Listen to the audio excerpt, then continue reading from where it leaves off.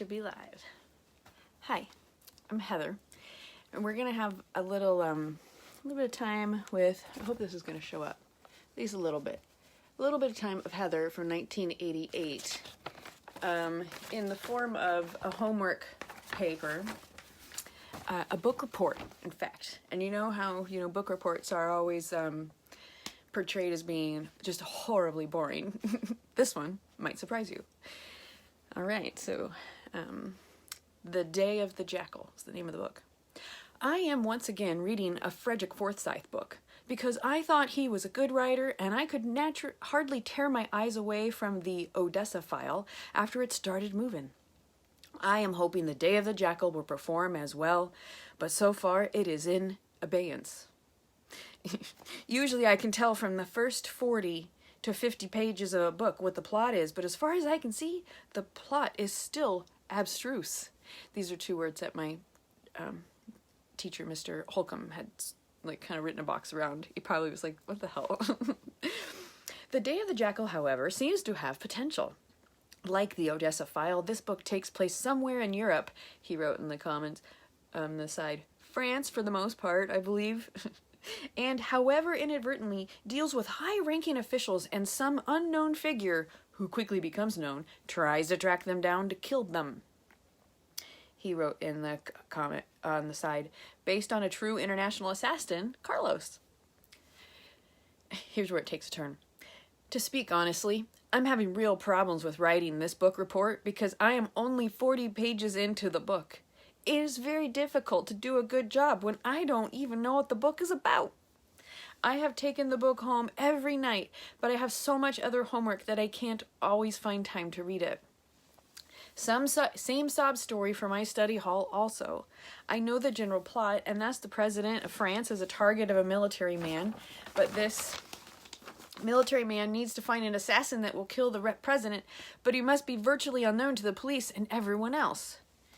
Another thing, I have been trying to get an A- in your class especially, but I never really could.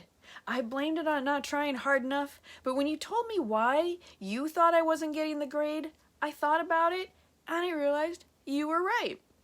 One of my greatest fears is the fear of failing. So I do just enough, then I just maintain that and don't try for the higher grade because I might fail. I was also very surprised that so many of my teachers thought the same way you did. It really brought me to my senses, though. I will try to banish my fear of failing and try for that higher grade, and I will try to do it with alacrity. He also put a green box around that. So here's Mr. Holcomb's response. Your willingness to consider other people's perceptions impresses me. Many people, myself included, have to deal with fear of failing. Try to remember those that really care, and it will most likely only be a few at any one time. Appreciate you for yourself and your willingness to try to be the best you can be. Trying is as important as the success itself. We have so many talents to develop, and only by risking can you truly know yourself. Those who do not praise or recognize your trying are generally self-centered people who transferred their own shortcomings on others. None of us are perfect, so give things your best shot. The higher your reach, the greater your grasp. I really liked Mr. Holcomb. I don't remember how many classes of his I got to take, but I think I had him in, I had him in 7th grade, and actually that was also in the little thing, is Mr. Holcomb wrote a letter to the 7th grade class that he had, no, it's 7th period, okay, 7th period class.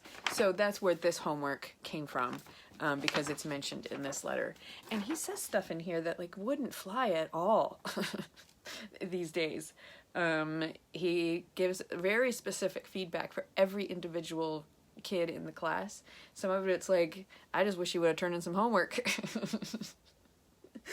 I never knew what I was gonna get with this one. I mean, it was, yeah.